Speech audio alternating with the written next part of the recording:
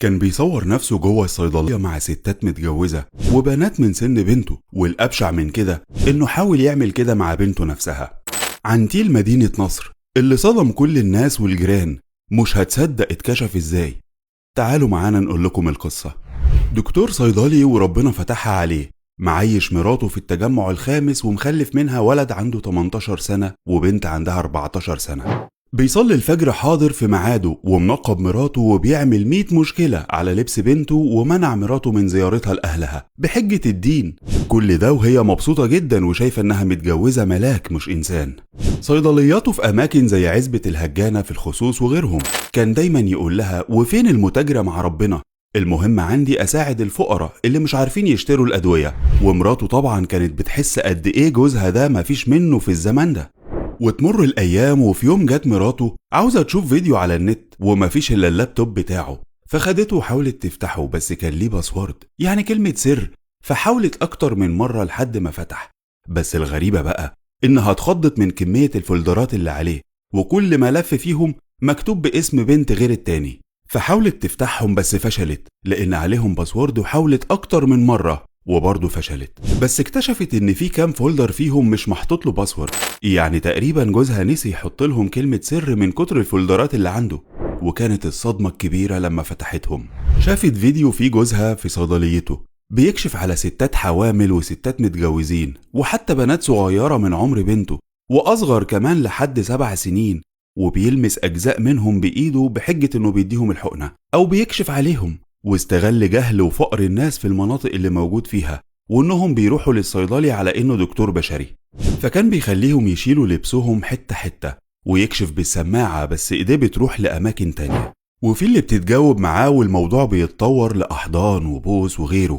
أما البنات الصغيرين فمش فاهمين حاجة خالص، يقول لها هاتي إيدك هنا أو هحط إيدي هنا عشان أكشف، ويحط إيده في مناطق عفتها ويتعامل ويحتك. كل ده والبنات مش فاهمين حاجة، وبنت واحدة فيهم اللي سابته جريت بره الصيدلية. أما الباقيين ففي ستات متجوزة وشايلة ابنها على ايديها وبتروح له متجاوبة معاه، وفي الآخر بتاخد العلاج ببلاش وتمشي.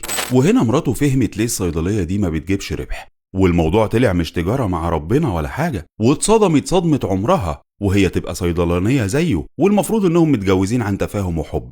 وفي اللحظة دي افتكرت مراته بنته لما جت قالت لها ان باباها حاول يقلعها بحجة انه بيكشف عليها، ولان مامتها مفهماها كل حاجة. البنت رفضت وانزعجت جدا من طلب باباها، ولما مامتها واجهته بالموضوع انكر وقال لها انها فهمته غلط وما قالهاش تقلع ولا حاجة، وخاف من مراته وما كررش الموضوع ده مع بنته تاني. والزوجة هنا كانت في حيرة، هل تروح تبلغ عن جوزها وتضيع مستقبل ابنها اللي في ثالثة ثانوي، لان طبعا الخبر ده ما كانش هيعدي عليه بسهولة، ولا تواجه جوزها بهدوء وتحاول تشوف حل معاه. وهنا قررت تتعامل بعقلها وقالت له رصيد سترك خلص واتفضحت، ولم نفسك علشان ابنك وبنتك.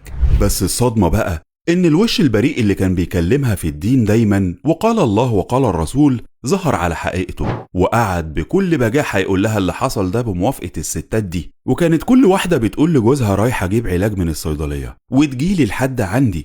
وهنا مراته طلبت الطلاق، ولما رفض وبجح فيها قالت له هفضحك. قال لها انت كده بتفضحي ابنك وبنتك وهتوقفي حالهم، والناس كلها هتبعد عنهم وعنك انت كمان. وما كانش يعرف ان مراته نقلت كل الفيديوهات على فلاشة، ولما لقيته بيبجح ومش بيرجع عن اللي بيعمله ومصمم يروح الصيدلية اللي بيعمل فيها كل حاجة، راحت لاسم الشرطة بالفلاشة وقدمتها هناك، والدنيا كلها اتقلبت في المديرية بحالها بعد ما شافوا الفيديوهات دي. والشرطة طبعا جريت على الصيدلية، واول ما دخلوا خدوا اللابتوب اللي في الصيدلية اول حاجة. ولما الدكتور شاف كده حاول يهرب ويجري بس معرفش واتقبض عليه. وهناك كان بيقول على مراته كلام بشع، وقال انه متبري من ولاده، وقال كمان امال لو شافتني نايم في السرير مع واحدة كانت عملت ايه.